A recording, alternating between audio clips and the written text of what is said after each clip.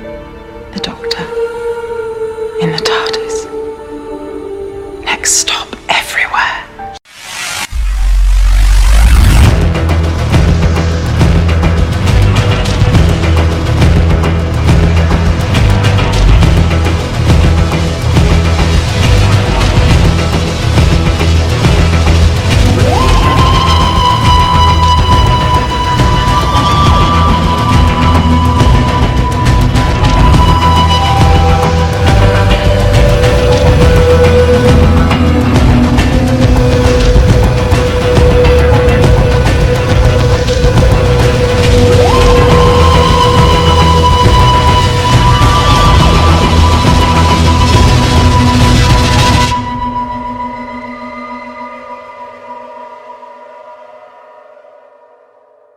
Hello again, everyone. Welcome back to Next Stop Everywhere, the Doctor Who podcast. I'm one of your co-hosts, Charles Skaggs, back in the TARDIS once again, ready to talk some more Doctor Who Series 12 with my fellow partner in time and all-around wonderful person who everybody should want to hire for their company, Jesse Jackson. Hi, Jesse. How are you?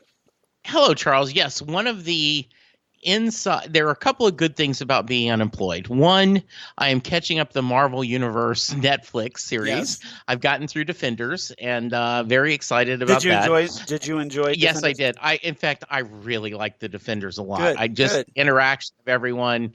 It was everything you could want. As we skipped a Fandom Zone podcast just for a moment.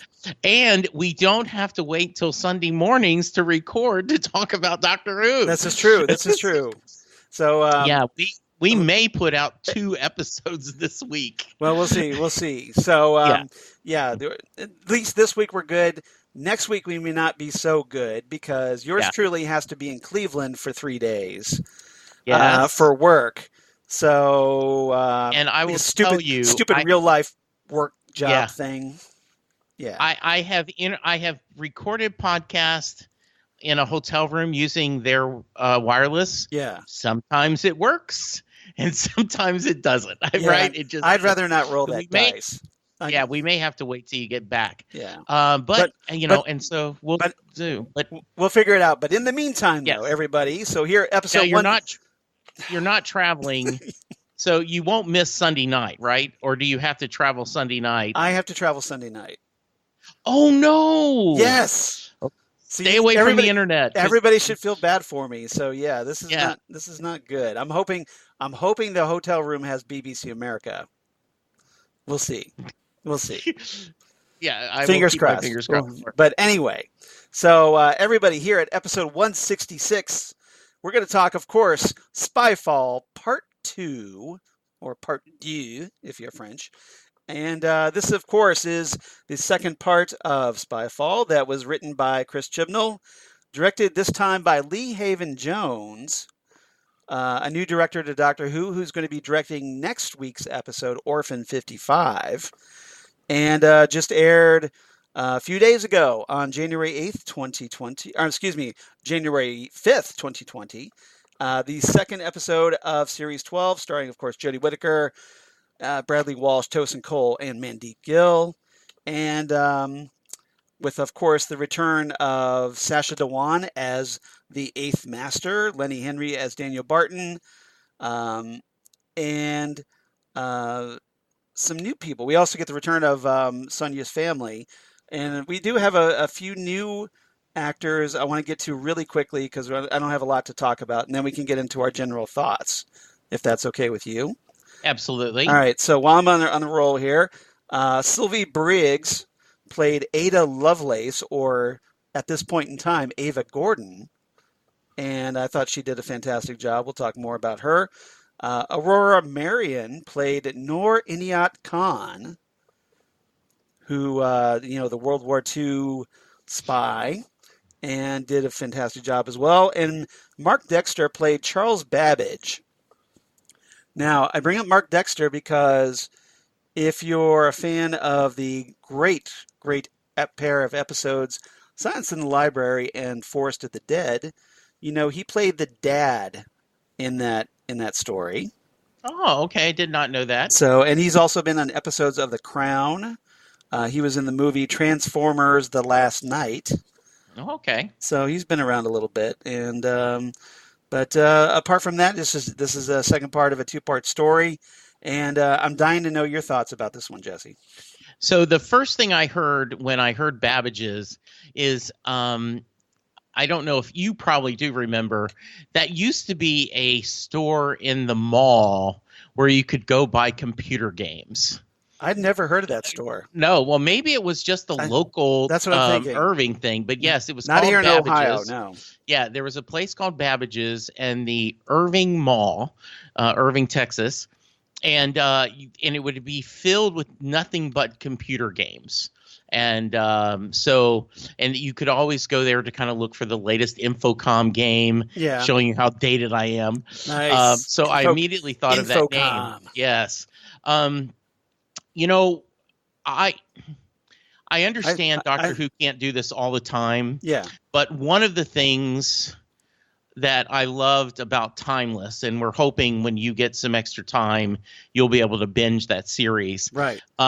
Is and Quantum Leap before that. Quantum Leap called it Quantum Kisses, where they would have someone of historical significance, Sam Beckett would meet, and Timeless, when they went back in time, would often pick characters. In fact, well, Doctor Who did it first. I'm just saying. Yeah, I'm saying, but this modern thing, they're doing that. Yeah. And I think this is great that they are bringing back they brought back two significant people that of history, both of them mostly female, but I don't think that's necessarily a bad thing. I think there's no reason it should be a bad thing. It's a perfectly wonderful thing. Yeah, and I don't think it's political correctness. I don't think it's pushing anything. No, it's just it is greatness, and both people were great, quote unquote, temporary companions. Yeah. The cool thing about, and especially about Ava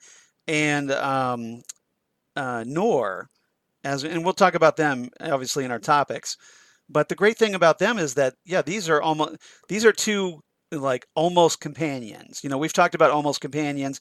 Probably should dedicate an entire episode to almost companions. Ooh, I think that's a good idea. Put that on the drawing board. Put that on the whiteboard for us to talk about. Yes. But these are almost by companions. I mean that characters, supporting characters in Doctor Who that might be guesting for an episode or two here and there, that you could easily see the potential of traveling with the Doctor as companions. Yes. And these two, they get along, like they have really great chemistry with the Doctor. They have a very strong sense of adventure. They seem like they would be up for it if given the opportunity or the circumstances. Sometimes it doesn't work out. Sometimes, just for whatever reason. But you could see the potential there, and I definitely see that with Noor and Ada, of course. Yeah. So my general thoughts. Yes. After I mentioned that, I really like this episode. I think it was not quite as good as the first one. Agreed. But that was a pretty high standard. This was a really solid. When you put the two together, it's a very solid two-parter.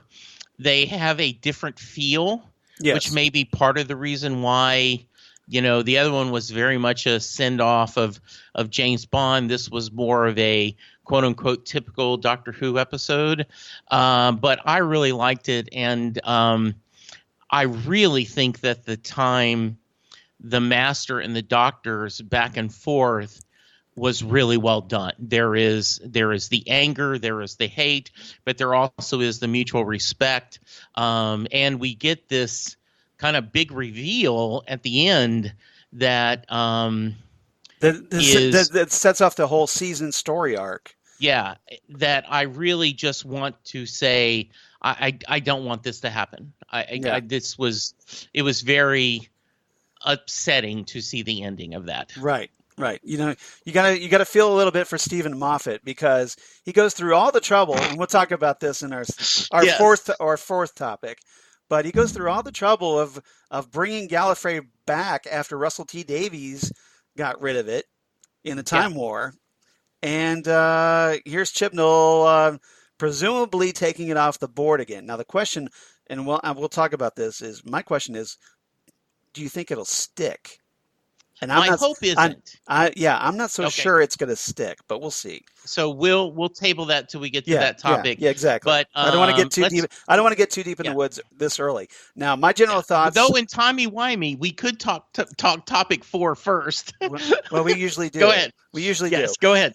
But, go ahead, Charles. But well, I'm trying. So you talked about the difference in tone, I think, a little bit, the difference in this episode versus the first part.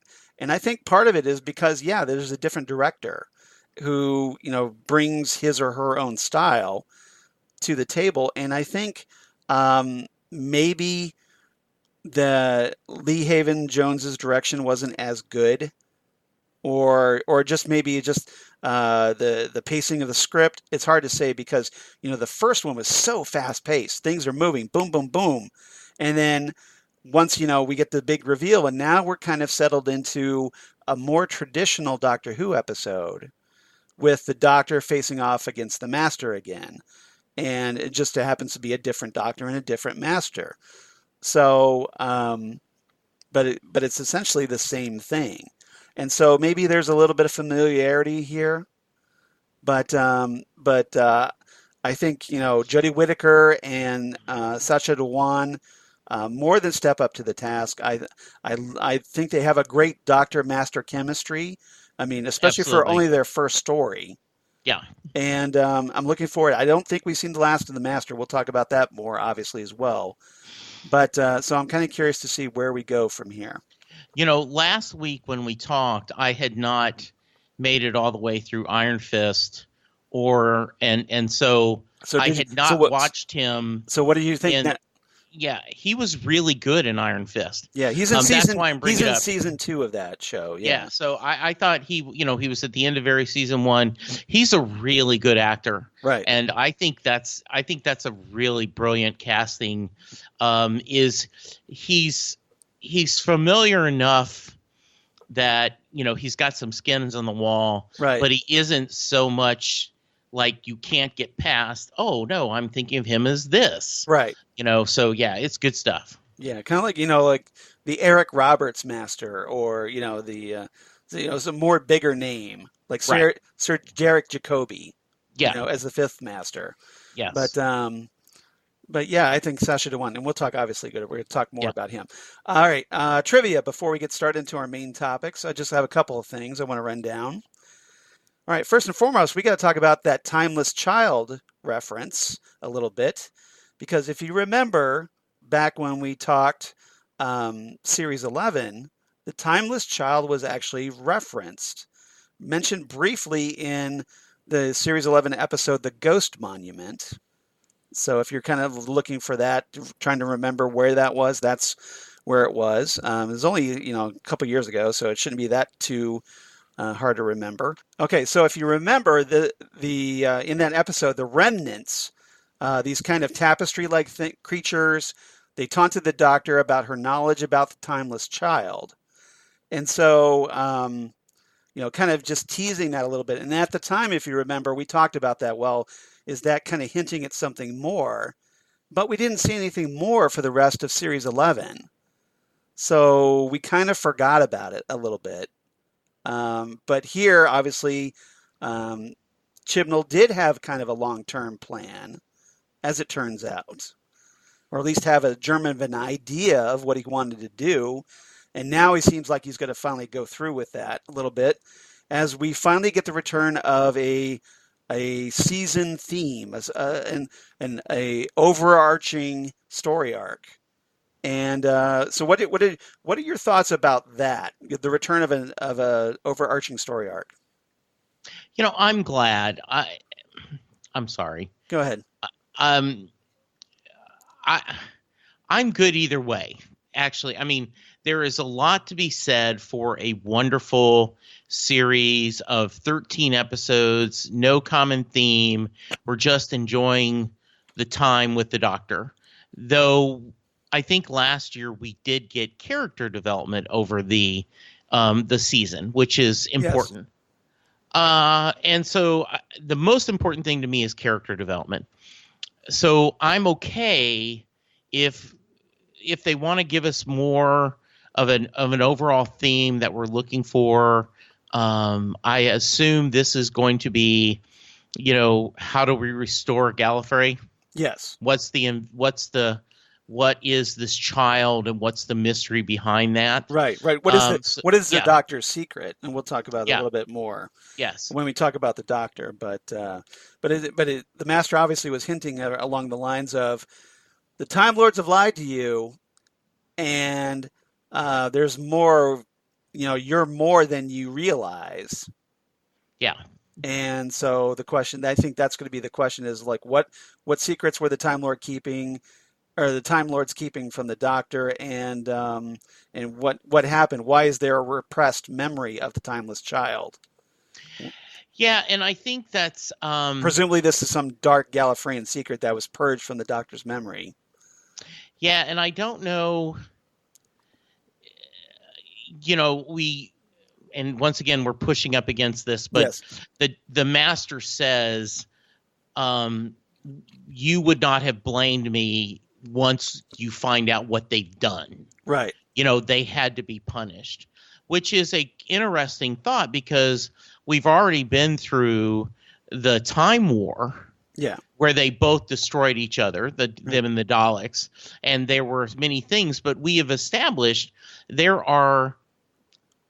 this is not a race of Time Lords. Yeah. That's just one part of Gallifreyans. Yeah. And there are moms and dads and children, and that's what makes me sad about that, because there is there is innocent bystanders that this is affected. Yeah. Well, obviously I want to talk about more about the Masters and the Gallifrey revelation and stuff in our fourth topic, but I know we kind of hit the highlights there already, so we'll see. Yeah. But yeah, I'm really glad to have the return of a story arc for the season, and sure. I'm curious to see how it plays out. It's, if nothing else, it's that kind of overarching mystery that I think helps, gives it that new Who feel. Yes. And we'll see how it goes. We'll see how it plays out. We'll see if Chibnall can pull this off. All right. I agree. But at least he's trying. And I think, I really like the ambition level. I'm really impressed with Chris Chibnall, the way he's kind of stepped his game up. Now, whether he can stick the landing yet, we don't know. But he is shooting higher for the stars. Yeah, and we talked last episode that at times his storytelling have been, hit or miss. Right. But as a showrunner, and you've watched more Broadchurch than I have. Yes. I think he can be he can be a very good showrunner. And I think that it was the right thing. Let's get we know we're going to get a new audience. Let's get the audience with a lot of different episodes and different kinds of Doctor Who. And now that we've settled in, let's see what this baby can do. Let's take the Doctor for a test drive. Yeah, let's go. All right. So another bit of trivia I want to talk about really quickly before we get into our topics. While on the top of the Eiffel Tower in this episode, the Doctor remarks that it was worse than Jodrell Bank. Okay. Jodrell Bank. And this is a reference to the Pharos Project in Tom Baker's final story, Logopolis, and that the radio telescope in that episode was modeled on the Jodrell Bank Center for Astrophysics radio telescope. So just a little bit of trivia there. So in case you're kind of wondering about that particular reference, what's that it's referring to, it's a little nod to Logopolis. It's a very sly, almost an in-joke, because why didn't they, you would think that the Doctor would just say, well, it's worse than the Pharos Project. You would think that would be the reference you would make, right? But they decided to go a little inside baseball, and that it's unless the Doctor's been to Jodrell Bank as well as the Pharos Project, I guess. All right. So just thought I'd mention that. All right. 4 topics again. Lots to talk about. Going to continue the same theme, so no surprise here. Okay. All right. Topic number 1, No Time to Die. Okay. And this, of course, I want to talk about the Doctor, who gets kind of stuck in the past, in the 18th century. No TARDIS. What do you do? And she gets up getting paired with Ada Lovelace, a.k.a., in this episode, Ada Gordon, and Noor Inayat Khan. So I want to talk about those three because those three are kind of paired together for a good chunk of the episode. So, Jesse, what are your thoughts on this, the Doctor meeting two of history's more little known but very important figures in history? Yeah. It's a bit redundant. I'm sorry. No. I really liked it. One of the things I've decided I like a lot in this Doctor is the way she talks to herself. Yes. She does that a lot. And I realize some of the other Doctors have too, but I think that's one of the characteristics. Well, when there's no companions around. Yeah, that Jodie, and even sometimes when the companions are there, yes, she's talking.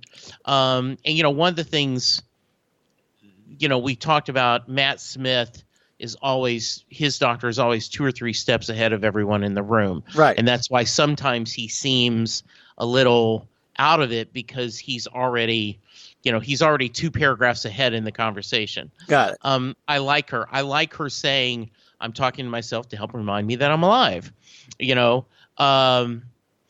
it also gets her thinking. I think talking things out, because I kind of do that too.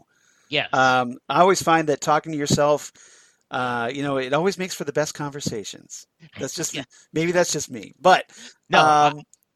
But I'm right there with you. Yeah. There are times when I go, okay, Jesse, let's, But sometimes you have to kind of talk things out, because if you don't have anyone else in the room to bounce ideas off of, you kind of have to play off your own subconscious a little bit. And as a result, so you kind of end up processing that way. At least I do.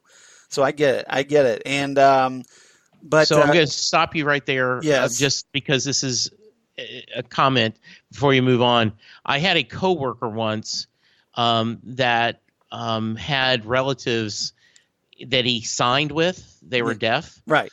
And Billy would sign to himself sometimes as a way of thinking.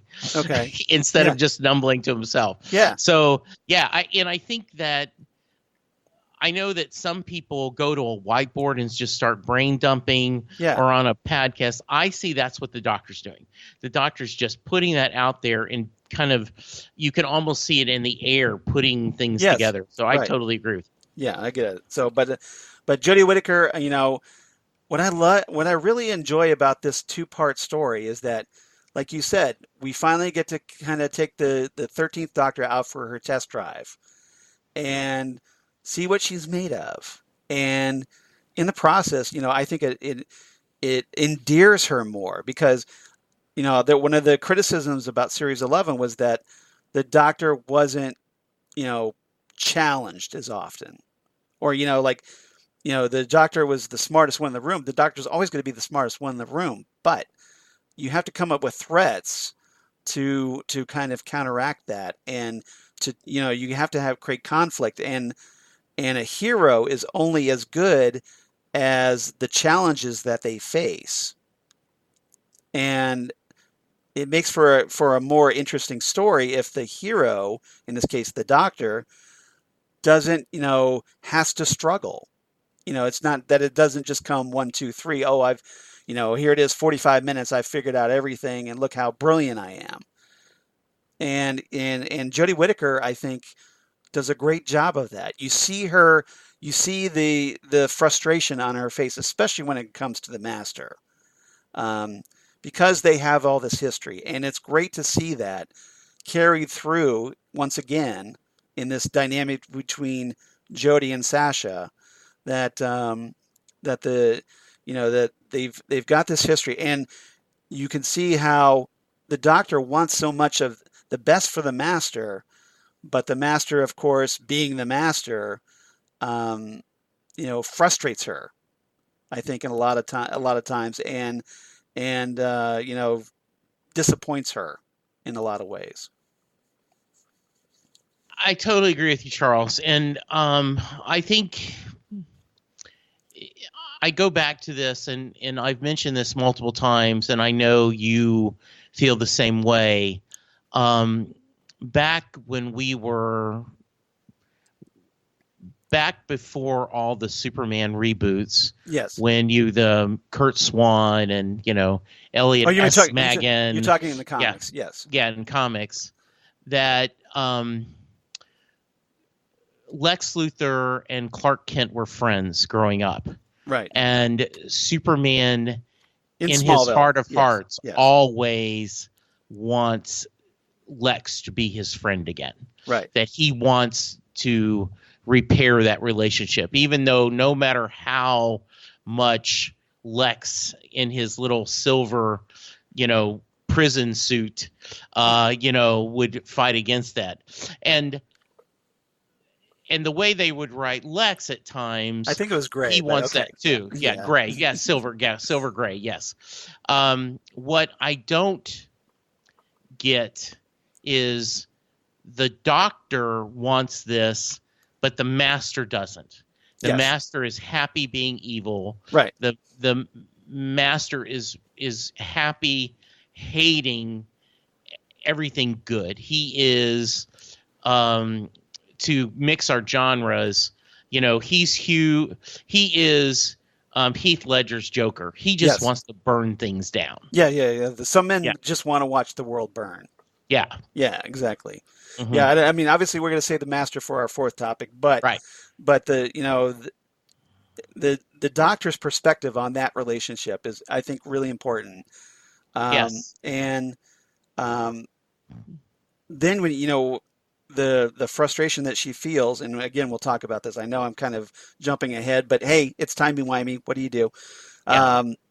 This is a very but I love Jodie's performance. Listen, that I love Jodie's performance upon the revelation, where the Master is saying, have you been home lately? And so she makes that effort to go back to Gallifrey, and you could see the anguish on her face as she opens the doors to the TARDIS and sees what happened at the Master's hands, presumably, because he says he did it. Mm-hmm. Now, we don't know the full circumstances of what happened. Yeah. But he's claiming responsibility, at the very least. Mm-hmm. And, then she turns around, after having seen that, and we having seen that, has to turn around to her companions who confront her in the TARDIS going, who are you? And Yaz makes this comment to her about well, when can we see your home? And you obviously we know that at this moment in time, at least, that the Gallifrey is no more, or at least has been scorched.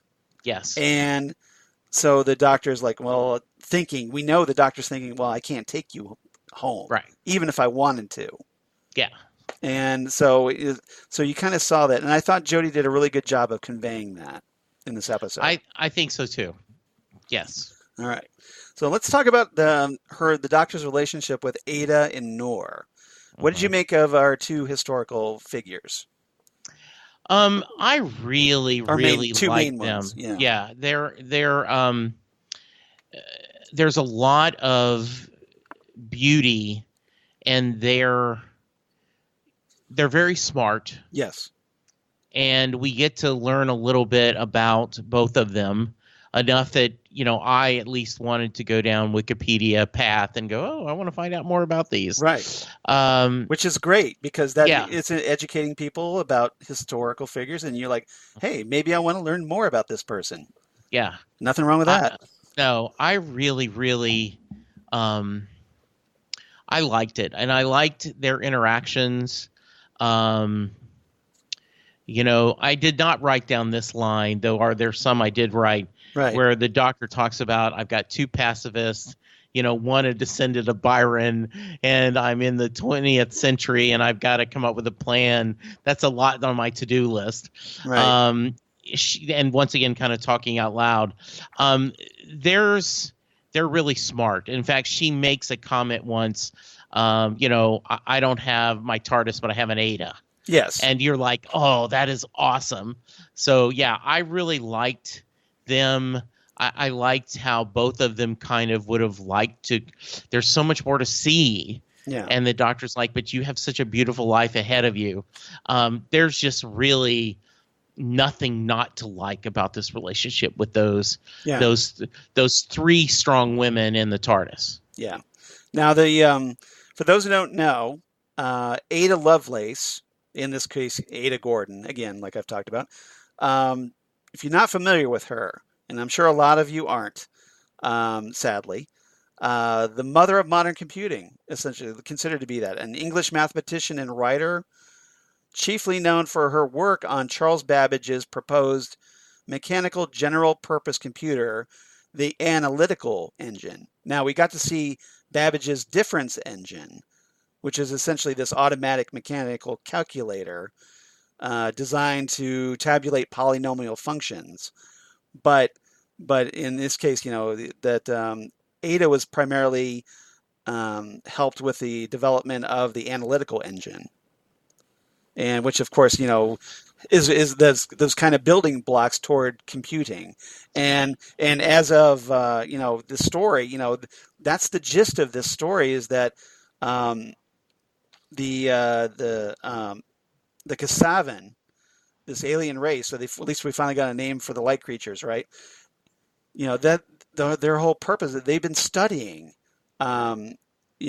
figures through history and spying on them. They're, as we find out, they're time spies, and they've been spying on these, the historical figures that have had that historical impact on computing.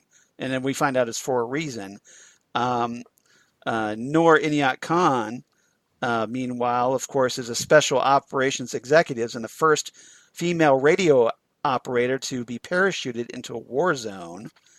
And she's obviously got various code skills, code breaking, I'm sure, and so it's fascinating to see, like these little known figures of history that we should know much more about, and Doctor Who is so great about that, about bringing these people into the spotlight. Yeah, especially here in the U.S., our history tends to be very U.S.-centric, yes, and very European white-based. Yes. And so to have this idea that this spy who was female and a Muslim, and a Muslim, is just really a cool thing. Yeah. You're like, all right, that is very awesome. So yeah, I was really happy about that. Yeah, it was very surprising, and I enjoyed it. I love the actresses that play these characters. I thought that, like I said, they had great chemistry with the Doctor. You could easily see them as companions. Ada in particular, I thought, just because of her curiosity. She's the scientist. Now, Noor is, obviously she's more of the soldier, doing, trapped behind enemy lines to try to, help the Allies. Yeah. In World War II. But Ada is a scientist, or at least, she's, she, or at least a mathematician. And so she thinks along that. So she has that kind of scientific curiosity that plays well with the Doctor, I think. I agree. Absolutely. Yeah. They were a joy. Yeah, that was great. And they, obviously they have their importance, and, they even, Ada is the kind of, that she could have stayed where she was, but she wanted to be with the Doctor, and, would tag along as she traveled through that Kasavan, and ended up, of course, in 1943, where they met Noor Inayat Khan, and then they managed to get the Master's TARDIS and take it to back to the 21st century. Yeah, which is kind of nice, that leaving the Master, as we're going to talk about a little bit, stranded in time. Yeah. So, Charles, I do have a little I do have a question. Okay. tell me in your so great Charles way, is the reason Ada kept going back to the land of hair follicles Yes. is because they were spying on her? Explain to me why that kept happening to her. Well, she was saying that she would be paralyzed and end up in this realm, and the paralysis would wear off. So presumably the process of spying on her transports people to this realm. Are they taking her over for a little bit? Is that why she's paralyzed, or are they just sitting in her and viewing? Maybe. I didn't connect the two. They didn't really clarify that, I don't think, too much. My guess is that by bringing her essence to that realm, that's where they study her. Okay, that makes sense. That realm, that follicle hair realm, is essentially their laboratory. All right, that makes sense. Where they can study her. That's my theory, anyway. Okay, so I it sounds good, doesn't it? Yeah, it sounds great. I just didn't know if I'd missed something. No, you didn't. Sometimes I do, and you're like, no, Jesse, it's ABC. So. There's. I mean, it's a problem sometimes with Doctor Who. It makes these little jumps in logic, and you're not quite sure how they get from plot point A to plot point B sometimes. But that's Doctor Who. You roll with it, and you leave it to fandom to try to explain it away and figure it out, or people like yours truly, and Jesse, of course. All right, topic number 2. Unless there's anything else about these characters. Topic number 2. Die Another Day. And this, of course, has to be Graham, Ryan, and Yaz, our fam of companions, where they, they have a little bit of a cliffhanger dilemma that, oh, hey, they're aboard a crashing airplane, and the cockpit has been completely blown apart off the plane, and the doctor has been kidnapped to a hair follicle dimension. What do you do? What do you do? So, once again, and the more I talk about this, my rating on this episode is going higher. Good. Because their storyline was so fun. Right. First off, we get the magic of the doctor giving them the way to escape. And we get that, oh yeah, I got to go do that. Yes. That's the beauty of a time machine, is you can always go back, which Bill and Ted's Excellent Adventure made fun of that in a very great way. Yeah, I was going to say, Bill and Ted, that was a major shout out to Bill and Ted in this. Yes, it was. Because, in Bill and Ted, we can, for those who haven't seen Bill and Ted's Excellent Adventure, shame on you for one thing. It's an amazing movie. Go see it, especially since there's going to be a third one out this year, Bill and Ted Face the Music. Yeah. But the cool way that movie approached time travel was that it used it as almost kind of like a bootstrap paradox, where something would happen in the present, and the characters would be like, well, we need to remember to go back in time and leave these keys in this particular place so that we can get inside, and stuff like that. So it relied on this kind of let's remember to do that later. Yeah, and then they would look and go, there's the keys. And there's the keys. And so it was this kind of it kind of fulfilled itself. We need this to happen. Okay, just make sure we remember to do that later. And that's kind of what happens here in this Doctor Who episode. And so I really liked that. I loved the idea that. And that's what happens with the airplane, of course, is that the doctor explains that, that she went back in time with, of course, Noor and Ada, and they kind of prepared an escape plan for Graham, Ryan, and Yaz. Yeah, and the other thing I really, really loved is the idea the doctor's not there. Yes. And the three of them, well, you know what we're going to do? We're going to do what the doctor would have wanted us to do. First off, let's figure out what we got. What would the doc do? And there's this, we're going to keep doing the right thing. Yeah. We're going to do the right things. And, you're you're both a donuts, but there's no one I would rather be on the run with. And so seeing them, the three of them bond, Yes. which makes sense because you always know they are bonding with the Doctor, but they're bonding with themselves. Yeah. And because they're in the secret club. Yes. Of Doctor companions, and so it kind of makes sense that the companions who often get left behind, yes, or for whatever circumstances, they would need this kind of relationship if they're going to keep traveling together.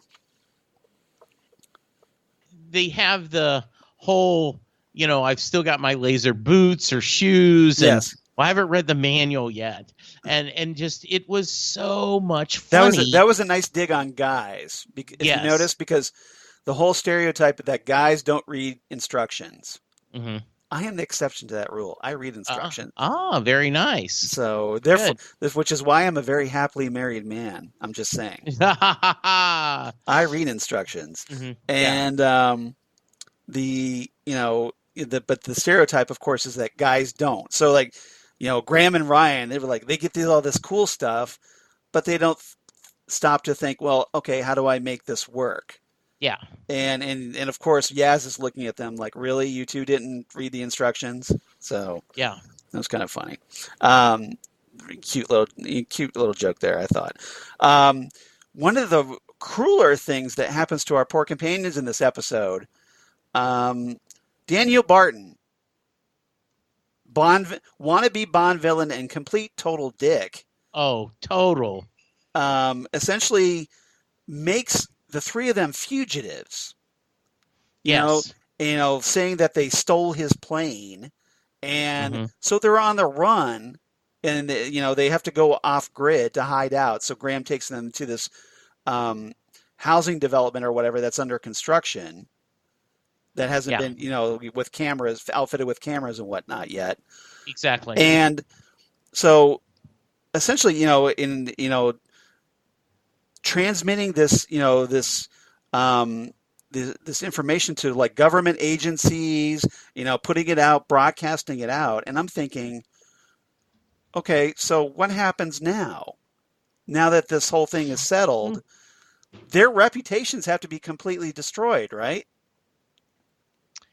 Yeah, there was no, and that's kind of one of my criticisms about this episode is that whole thing was just completely dropped. It's like, what are how do they live their lives now that essentially they've been public fugitives, or at least their reputations have been completely destroyed with no public exoneration shown. So do you think it's because... Or did I miss something? Are they going to timey-wimey it and go back and change it, or Well, I hope so. At some point, they better. Yeah. Otherwise, you can Yaz can pretty much kiss that police constable job goodbye. Is the reason because our villain was exposed, that's going to help them? They're going to be able to explain it that way. I don't know. Well, you would think, because, hey, there's kind of some public witnesses to him saying, well, hey, we're going to kill all of you. Yeah. But that wasn't addressed. You think it would be addressed somehow, even in a passing comment, like, well, good thing they cleared that up with the authorities. Yeah, could be. I wonder if this is one of those things they won't follow through on. Right.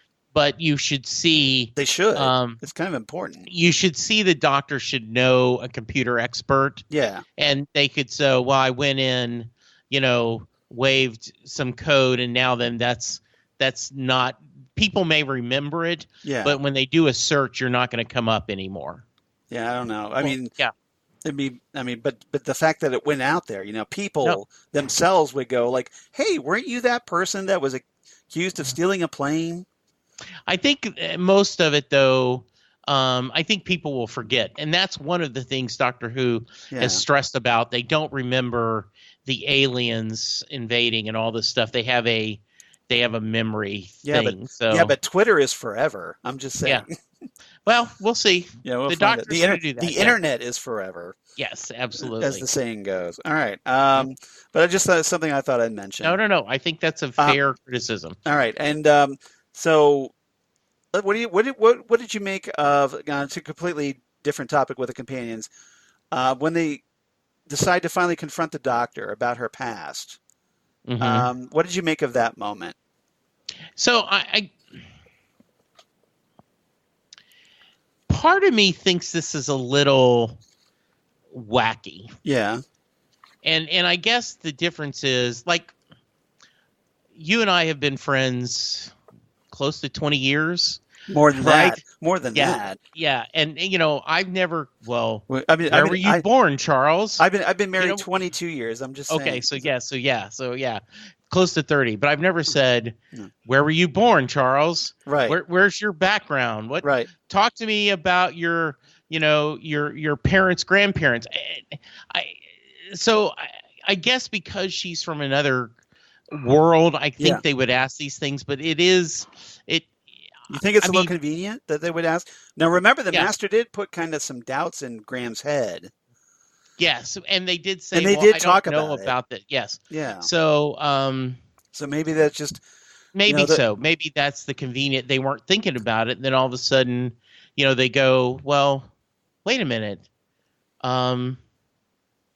It's me going, well, I didn't realize your dad was in the Army, Jesse. Right. Or I didn't realize, what your dad did, Charles. Or, so yeah. I guess that's it. But I think, other companions like Rose had expressed concerns about it, going like, I never stopped to think. I just kind of like started traveling with this guy, and I have no idea who he is.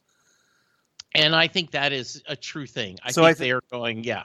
So it's kind of like, well, like, hey, I'm hitching a ride with this person, traveling the country, or, in this case, time and space. Maybe I should learn a little bit more about them, about who I'm traveling with. Well, and if you remember, this has been a common theme. Yeah. Like Martha's mom had that same feeling. Right. Like, do you really know this guy? What's going on? So I think that's a fair discussion point. Yeah. And I do think they have covered this before really well during the Rory and Amy. They had that episode where they showed what all happened, to their life when they're not traveling with the doctor. Like, they go in the middle of a party and come back. Written by Chris Chibnall, believe it or not. So maybe that's maybe this is a the power of three. Yeah. Maybe this is a bone that he chews on often that he's thinking about. So maybe, or at least the kind of like, well, the life after being a companion, I guess. All right. Anything else about the companions? All right. No, I was really happy with them. I like their continuing to be their friendship and their togetherness. It's good. Okay. Topic number 3, A View to a Kill. And this, I want to talk about Daniel Barton and the Kasavan. So Daniel Barton, essentially we find out that Barton, part of his whole purpose in this is that he wants the Kasavan to essentially reformat human DNA into a creature, presumably, or like essentially that to take over Earth. And he talks about, he has this, moment where he's like sitting in this auditorium somewhere, and there's a bunch of people watching him, and maybe it's like a TV interview or something, I don't know. And, he's laying out his big James Bond villain plan. And it starts to take effect, the reformatting of through technology, through that technology that they love, that people love so much, and that we're using right here. So hopefully it won't happen to us. And it starts to happen, and it even affects people like Yaz's family. We get to see that. So what did you make of all that? That plan? So what I pictured this as as like Dreamforce, which is the big thing that for all Salesforce users, or like when Apple does their big premiere, they do their big conference where they're announcing new products. So that's what I pictured this was. Okay. I don't understand his plan. It's like this keynote speech. Yeah, or something. exactly. Yeah. I don't get how making them hard drives, except with there'll be less people, so therefore there'll be less pollution or whatever. I don't. Yeah. His plan doesn't make any sense to me. Yeah.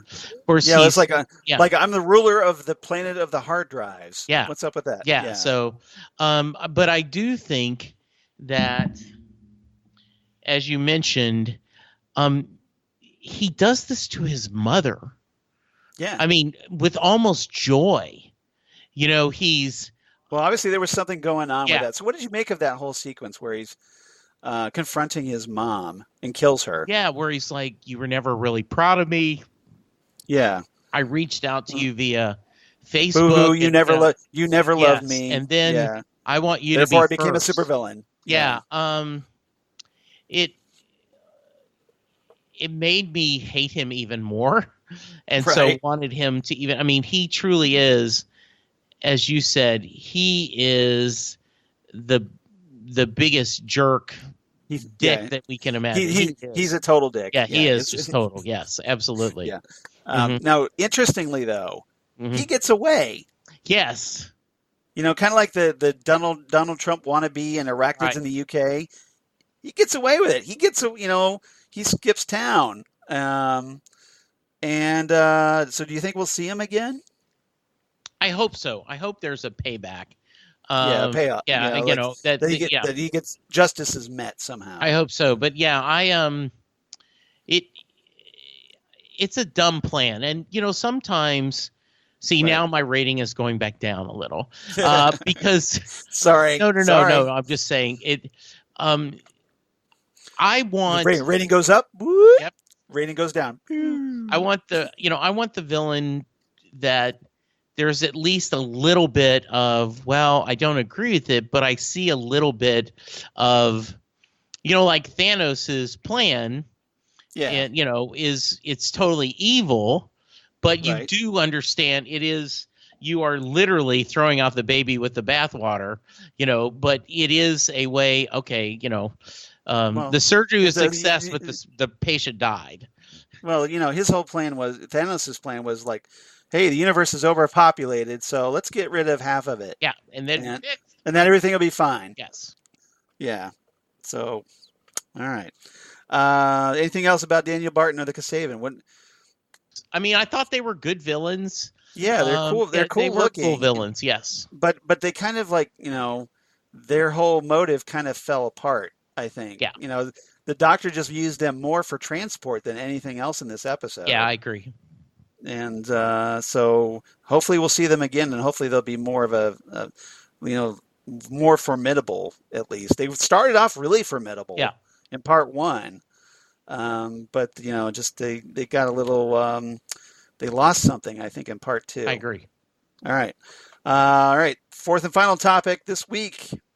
For your eyes only. Nice. Only for yours. So this is the Master. And so I want to talk about the Master. This is the Master perspective of his relationship with the Doctor. And what happened to Gallifrey and the impact that he knows it has on the Doctor.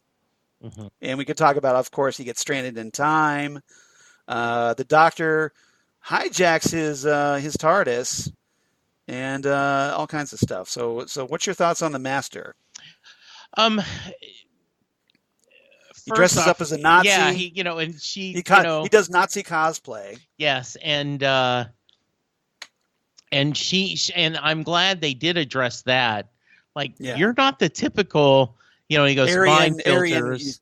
I'm glad they did explain it because at first it made no sense. It was like, wait a minute, don't they realize that he's not like a blonde white guy? Yeah. Now and it's like, no, it's a perception filter, so he looks like a blonde white guy to them. So Uncle Charles, can you Yes. explain to me how the doctor and the master, after she did the dump Yes. to get his attention, how Uncle Charles were they able to talk mentally? Oh, that's a good story. All right. So, all right, kids, pull up a chair, and Charles is going to tell you a little something. All right.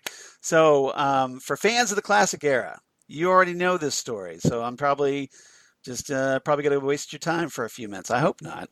But generally, the gist of what the master and the doctor were doing, and we haven't really seen that much in the modern era, except for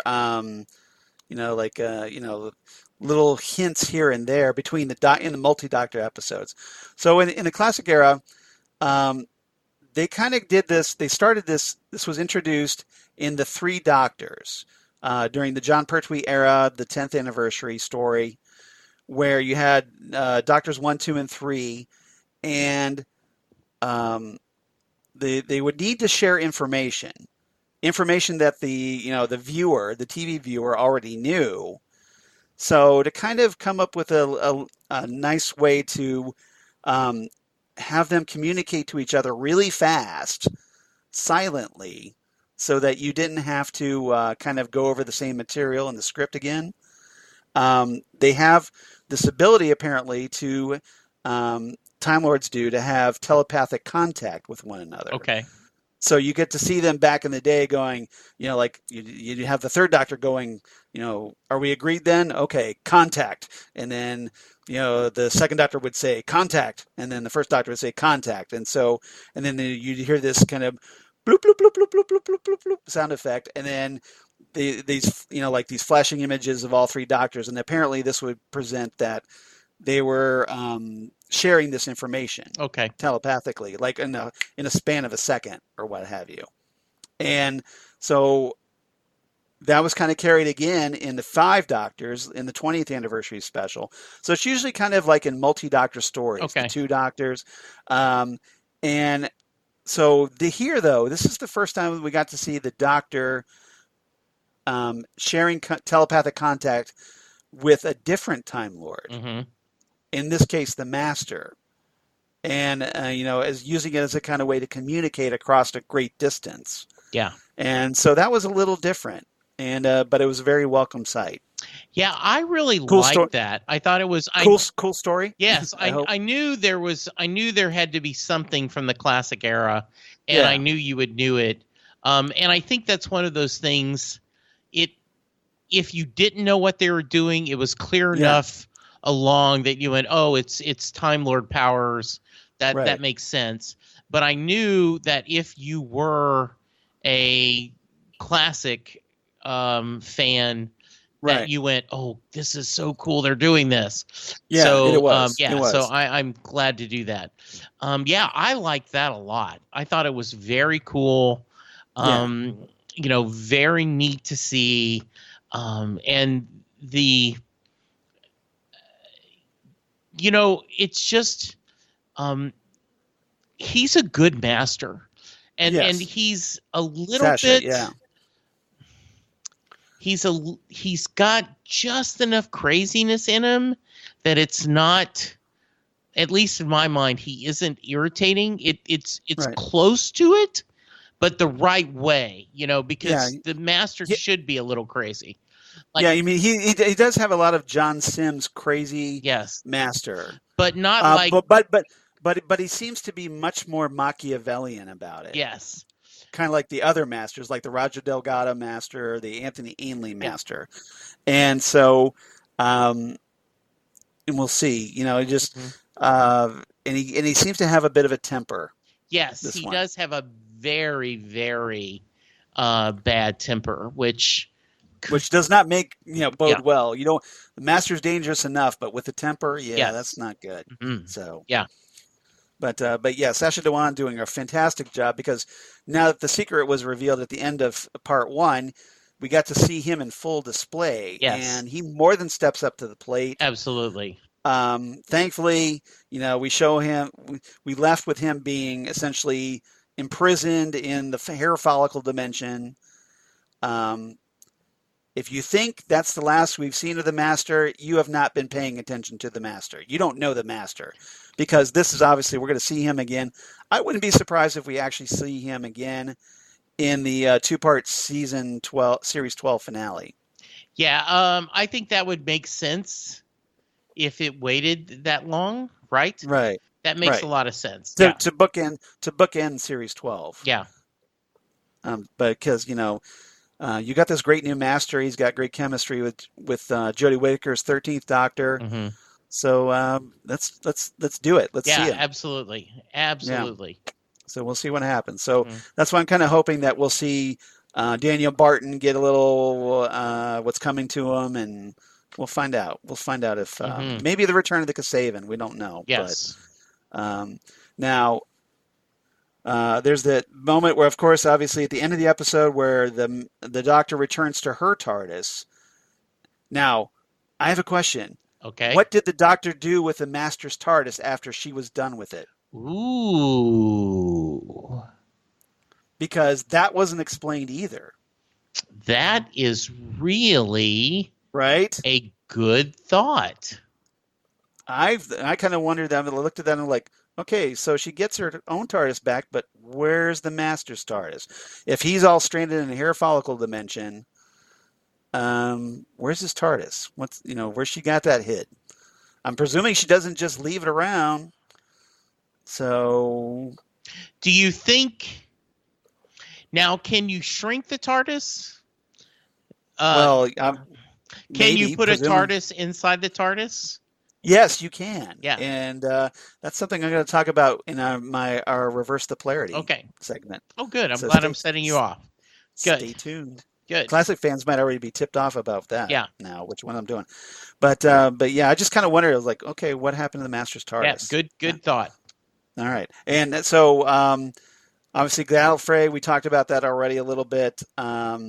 Any thoughts, theories about what the Master did to Gallifrey, or he just lost his cool after finding out that secret? Yeah. So whatever the secret is, he flipped out. He scorched earth. Yeah. And we're going to try to figure out why that happened later. We just don't know at this point. But it was really good. And I like that we did see that. Now my hope is that we do not, this is not the end of Gallifrey. I think, and I'm going to repeat myself, Charles, because I told this story fairly recently, but when John Burns took over the Superman family, he didn't stay very long, and I felt couple years, and I felt like they had given the keys to the kingdom, and then very quickly undid it, and so I feel like we've. Well, they didn't undo it; they just continued it under different writers. But they revamped other things. Yes, but at the time, I felt like they were. Yeah, because that revamp lasted till 2011 from the 1980s. So that was a good run. Yeah. So, I like the fact that Gallifrey is out there, and I like that it's in an alternate universe, a little pocket universe. So it isn't easily accessible. Yes, but to have that where it's now destroyed, it just makes me a little sad. So quickly after Capaldi's episode. Exactly. And just after, Capaldi was there and we set everything up, it just seems a little bit of a waste to me. And that's why I'm not entirely sold that Gallifrey is going to stay that way. Okay, and I hope you're right. I hope I'm right too, because I want to see.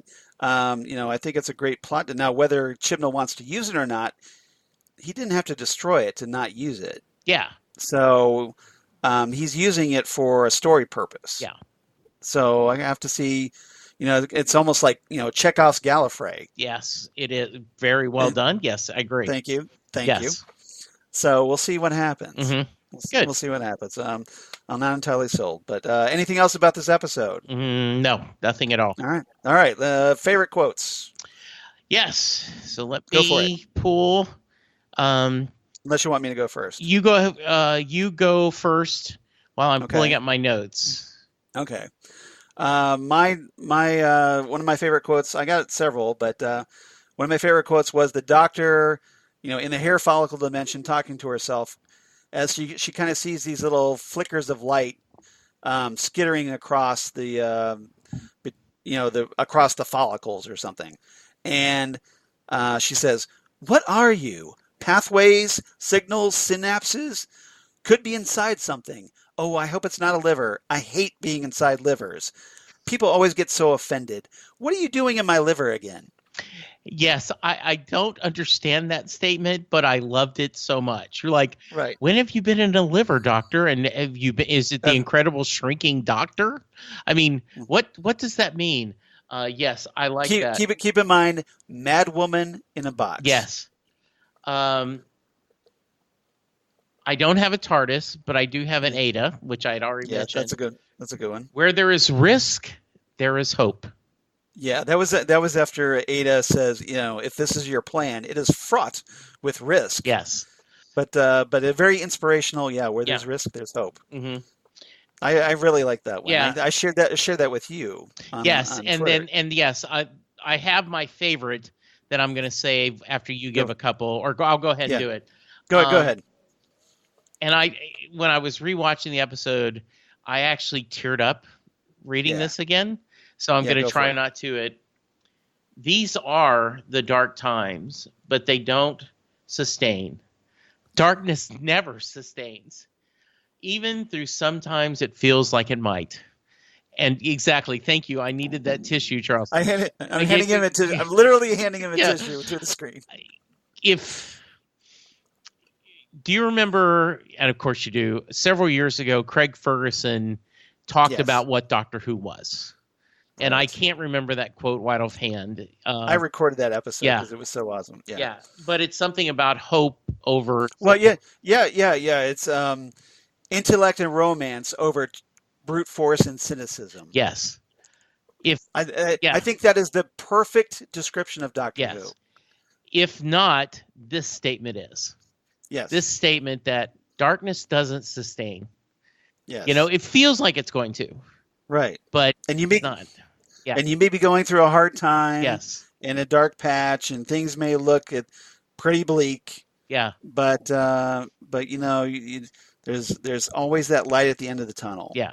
And so a beautiful statement. You just have to hang on long enough to see it. Absolutely. Well done. How about you, Charles? Do you get us out of my cryness? You got some more? That's all right. You're entitled. All right. So let's try to do something a little cheerier. All right. The Doctor and Graham. This should be perfect. Yes. So Graham, this is aboard the crashing airplane, and the Doctor's face appears on a video monitor, and the Doctor says, "Welcome aboard." And Graham, who is freaking the hell out at this point, going, "You are kidding. How's she doing that?" And the Doctor says, "I realize you have questions. Now keep in mind, she's on the screen." Yeah. Graham can't really talk to her. Graham responds, "Where are you? We're going to die." And the Doctor says, "First of all, you're not going to die. Second of all, don't talk back to the screens. Obviously, I'm a recording and can't hear you. Third, don't panic, especially you, Graham." Graham replies, "I'm not panicking." And the Doctor says, "Yes, you were. And I did just say don't talk back to the screens." Did that not remind you of Blink? I love that exchange. Yes. It reminded me a little bit of Blink. I think it reminded me a lot of Blink. And it was and I'm sure that was intentional. Yeah, that was so fun. It's like a funnier version of that the Blink video. Yes. Exchange with Sally Sparrow. Yes. So, mm-hmm. Yeah, that was good. Let's see what else. Ada talking to the Doctor, saying, "Why is this house so important?" And this is where they step into the Master's TARDIS. Yes. And the Doctor says, "Because it's not a house, it's a machine that travels in space and time. This is my way back to finding my friends and saving humanity. I know you think I'm mad, but give me 5 minutes and you'll think I'm the sanest person alive. Okay, that was an overstatement. Yeah. Yes. That was good. Any others? No, that was mine. Okay, lastly, the master saying, for the sake of time, let's not worry about it. But I was going to do the whole speech that the master does as a hologram, but... No, we got it. Hey, you sure? Yeah, okay, go all for right. it. We're good. All right, so the master says, if you're seeing this, you've been to Gallifrey. When I said someone did that, obviously I meant I did. Mm-hmm. I had to make them pay for what I discovered. They lied to us, the founding fathers of Gallifrey. Everything we were told was a lie. We're not who we think. You or I, the whole existence of our species, built on the lie of the timeless child. Do you see it? It's buried deep in all our memories, in our identity. I tell you more, but why would I make it so easy for you? It wasn't for me. Yeah. So that was great. Master, yeah, being a master, I guess. Absolutely. All right, so what's your rating for this one? So I liked it. I just didn't like it as much. Right. So I'm going to give this 8 out of 10 donuts. Okay. Yeah, that was good. It was kind of cute to see Graham calling Yaz and a couple of donuts. Yeah. Yes. I'm a little more generous than you. I gave this one an 8.5 because of just love the fact that we got Ada and Noor, and we got to see Sacha Dhawan's master on full display. 8.5 shattered Gallifreyan Capitol domes. Good. So that poor Gallifreyan giant snow globe got cracked open. Yeah. Pretty good. I almost did Eiffel Tower. So yeah. Yes. Yeah. Good stuff. Yes. All right. You know what? So you've convinced me. 8.5. For those of you tracking at home, we are in sync again. Charles has convinced me. 8.5. Rating goes back up. Yes. Yep. All right. Okay. So reverse the polarity this time. Yeah.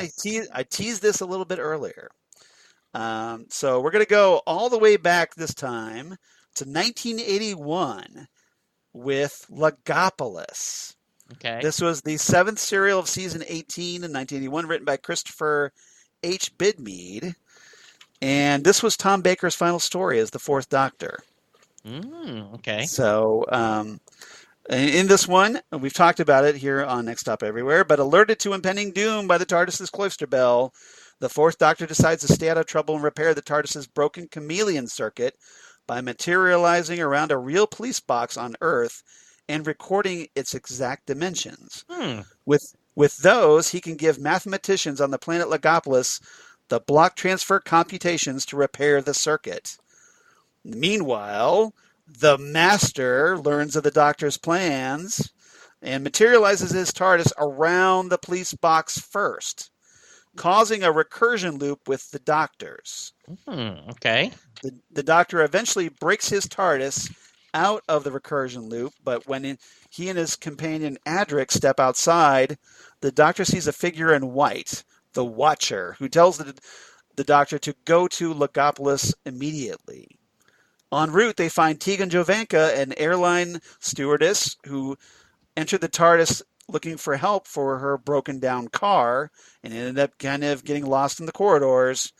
On Logopolis, the Doctor gives his measurements to the Monitor, the leading mathematician, so the others can perform their verbal calculations. They soon discover that the Master arrived first, however, with several of the mathematicians killed by his tissue compression eliminator. With the Doctor's friend Nyssa under his hypnotic control, the Master uses a device to silence the mathematicians and force the Doctor to explain the purpose of a radio telescope on the planet. The Master turns off the device, but to the Monitor's horror, the mathematicians remain silent, and they find the planet starting to turn to dust. The Monitor quickly explains that their calculations were used to power charged vacuum emboîtments, aka CVEs, which were used to funnel excess entropy from the universe to prevent its approaching heat death. This is some heavy physics, guys. So without the CVE, entropy is taking over. The Doctor and the Master agreed to work together to save the universe. And after the Master releases Nyssa, they bring Tegan to the Master's TARDIS and depart for Earth, while Adric and Nyssa travel by the Doctor's TARDIS. Ooh, okay. On Earth, the Doctor and the Master use the radio telescope of the Pharos Project. Yes, that Pharos Project I mentioned way earlier at the beginning of this episode. The one that's modeled on Jodrell Bank. Which the Logopolins modeled on their radio telescope on to send the CVE program. However, the Master locks the Doctor out of the control room and broadcasts a message across space, effectively blackmailing the rest of the universe to submit to him before he activates the program. The Doctor climbs out onto the telescope to stop the broadcast and reinitiate the CVE, ending the Master's threat. Okay. The Master quickly escapes in his TARDIS, however, while the Doctor, in the process of trying to end the Master's threat, falls off the telescope to the ground below. All right. As Adric, Nyssa, and Tegan gather around him, the Doctor has visions of his past companions and enemies. His three companions see the Watcher appear, who touches and merges with the Doctor, causing him to regenerate into the fifth Doctor, Peter Davison. And didn't we watched that episode? Didn't we? Didn't we discuss? Yes, we did. We did when we were doing all the. During one of our hiatuses. Yes. When we were doing all the regeneration episodes. Stories. Yeah, good episode. Yeah. I remember liking a lot. Yeah, that's a lot of fun. So a lot of nods. So if you enjoyed Spyfall Part 2, I definitely recommend Logopolis. Good. All right, listener feedback. Okay. So we have 3 letters this week. Okay. So I don't know if you want to help out or not. Up to you. Let me pull them up, and I will be glad to. All right. Why don't you do Hannah's, and I'll do the other 2. All right. So greetings. This is from Hannah. Hannah Scarappa. Yes. So she got in first on this one. So go for it. Greetings, Charles and Jesse. That would be us. I thought I'd chime in with thoughts on Skyfall Part 2. Spyfall Part 2. That's what I said. Spyfall Part 2. I can't talk. Yeah, I'm seeing Spy and saying Sky. What a conclusion. I was concerned going into this one, as 2-parters are extremely difficult to pull off. But I think that Chris Chibnall stuck the landing. Sacha Dhawan was great again as the Master. I'd love to see him take command of the room in 1834. I'd argue that his Master is more intimidating than the Sim Master because his mania is at a bit more controlled, in my opinion. I have no trouble believing whatsoever that he would be the one to destroy Gallifrey. His interactions with the Doctor were delicious to watch. Great adjective. Yes. With respect to Daniel Barton, I was surprised. I didn't think he would amount to the threat that he ultimately became. I was genuinely scared for Yaz, Graham, and Ryan back in the present day. My one complaint with this part of the story was that as he revealed his evil plan to the audience, not one of them appeared to be the least bit freaked out. I guess that must have been a fault of the directing. I think I noticed that as well. The only thing I in my mind was they're all part of the Apple cult, or whatever. Right. This guy, and so they're like, oh, he's got the Vox cult, or the whatever. Vox, there's something going on. Yeah. With respect to our historical companions, Noor, Inayat Khan, and Ada Lovelace, I still say that I enjoyed them enough. I do, however, wish they had more to do with this story, especially considering their contribution to history. Now, with regards to the Doctor, holy, insert profane language of your choosing here, holy crimson skies of death. Yes, I was glad to see her have more command of the situation, which I felt was lacking at times in Series 11. My hat goes off to Jodie Whittaker, as a bit more of her range was shown in this episode, in my opinion. This is best highlighted in the moment when her back is turned to the companions and the audience is shown the pained expression on her face. That was a very good scene. Yeah, I want to touch on that I'm happy that the timeless child is getting touched on. It's kind of redundant. But yes, I hear what she's saying. She's happy timeless child is getting mentioned. I know that moment in the Ghost Monument was too poignant to get ignored. I also got emotional when the Doctor returned to Gallifrey because I never thought we'd see it again after the Series 9 finale. The other thing that I was glad to see was the Doctor finally told Yaz, Graham, and Ryan that she was the Time Lord. It's about time that this happened, and I'm glad our crew is finally questioning their designated driver. I love that phrase, designated driver. I apologize for the obsessive rambling. Not at all. You're wonderfully. I love Never apologize Never. for that. No, we love this. This story was everything I wanted and more after part 1. I look forward to seeing where the show goes from here. Always keep up the good work, and I can't wait for further discussions. Best regards, Hannah. Hannah, thank you. I agree with Charles. You never apologize. Your emails are always wonderful, and we both appreciate you sharing so much. I was to say, I definitely appreciate her too. Yes, you want to do Holly Mack and I can I can. Yeah, you want to do both? I can do both. Okay. All right. Holly Mack writes in. So, hi Holly, how you doing? Hey Charles and Jesse. Wow, what a way to end a two-parter. The scenes with Ryan and Graham on the plane following the Doctor's plan, and her coming on the screen and telling Graham not to panic when he clearly was, had me chuckling. The Doctor knows her fam pretty well. There's really no love lost between the Master and Mr. Barton. The actor playing the Master has done a terrific job. Yes, Sacha Dhawan's been good. Definitely. The Kasavan are an interesting enemy, and I wonder if they aren't going to make a return appearance later again this season. Wouldn't surprise me if they did. The Master using his tissue compression gun, left, right, and center was a bit terrifying. Yeah, it is, because it's a dangerous, dangerous weapon. That's why. I'm also wondering exactly how much of the truth the Master is telling about Gallifrey, knowing the Master, probably not all of it.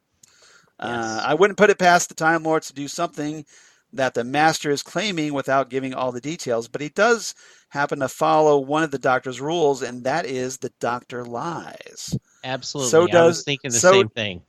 So does the Master as well, because he's the Master. Let's see what else. We also have another use for the sonic screwdriver, that of a recording device. It can do anything. You know, it cuts, it chops, it slices, it dices, it does everything. Absolutely. It's a Swiss Army Sonic. The Master clearly wasn't expecting that and the fallout from it. Something tells me that this isn't the last we've seen of the Master. Of course it's not. Definitely not. I'm really looking forward to the rest of the season. I'll wrap it up here. Holly from Wisconsin. Thank you, Holly. Yes. Always fantastic to hear from you. Absolutely. Holly. Great to hear from you once again. Never stop writing as well. Yes. All right. Lastly, we have this week David K. Proctor, writing in once again about Spyfall Part 2. So far, so good. The season is off to a good start. My first overall reaction is that they stuck the landing. Seems to be quite the consensus. Absolutely. Second, I guess we have a brooding Doctor again. Well, understandably, I think.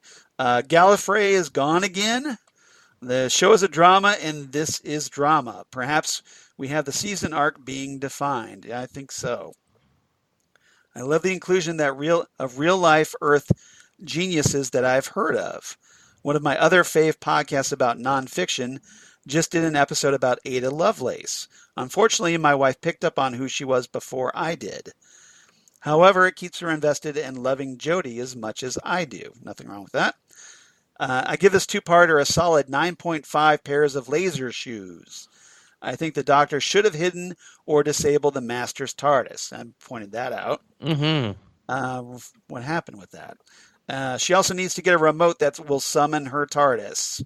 Yes, she does. I've thought about that. The Doctor has needed that forever in a day. Because there was a little thing called a Stattenheim remote control that was teased in the Two Doctors back in Colin Baker's era back in the day. But apart from that, you would think the Doctor has all the time in the world Yeah, you'd think you'd get around to figuring out how to remotely control the TARDIS. And absolutely. bring it so if nothing else, to save you that long walk. Yeah, I Right? agree. Right? All right, but who knows? But I guess the Doctor doesn't want to make it too easy on us. But David, thank you again for writing in, and Holly, Hannah, always love hearing from you. Oh, yes, absolutely. You guys are awesome. You guys are why we do this podcast. Absolutely. Because to share our love for Doctor Who, and it's great to hear from you guys right back. All right. If you want to be like David, Holly, and Hannah, drop us a line. nextstopeverywheresmg@gmail.com. That's nextstopeverywheresmg@gmail.com. Or you can reach us on the Twitter machine at nextstopsmg on Twitter. Facebook, of course, the Next Stop Everywhere, the Doctor Who podcast. Or on Instagram at Next Stop Everywhere podcast. And Jesse, how about you? Where can they reach you? Well, Charles, they can hear you and I talk about comic book TV series on the Fandom Zone. We just finished talking about Watchmen.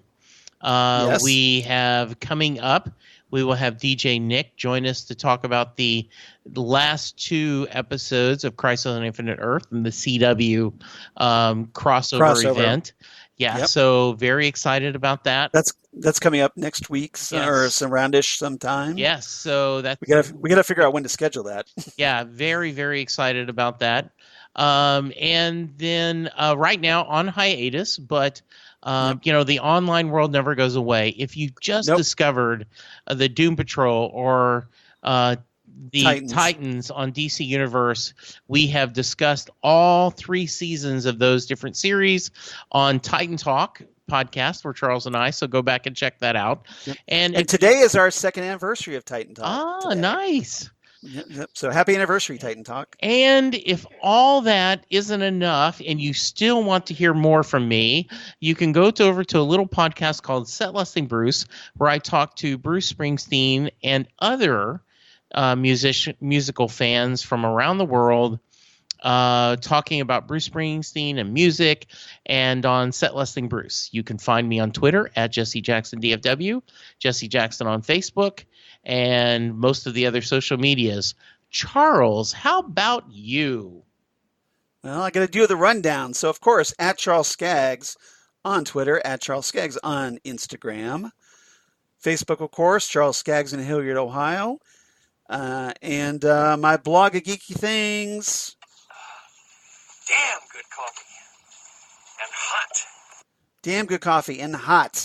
Where I talk about all the stuff we talk about here on Next Stop Everywhere. Your Doctor Who, your Sarah Jane Adventures, your Torchwood, all kinds of comic book sci-fi news of my other podcasts that I do for Southgate Media, including the aforementioned The Fandom Zone podcast and Titan Talk, the Titans podcast that I do with Jesse.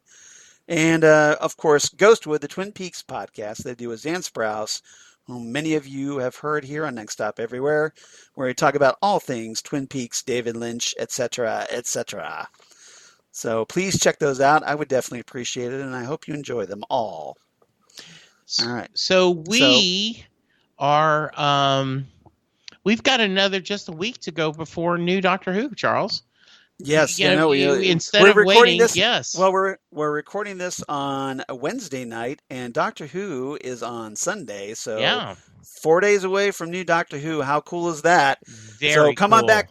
So come on back next time for episode 167. We're getting up there, as we're going to talk Orphan 55, the 3rd episode of Doctor Who Series 12, where in this one, having decided that everyone could do with a holiday, the Doctor takes Graham, Yaz, and Ryan to a luxury resort for a spot of rest and relaxation.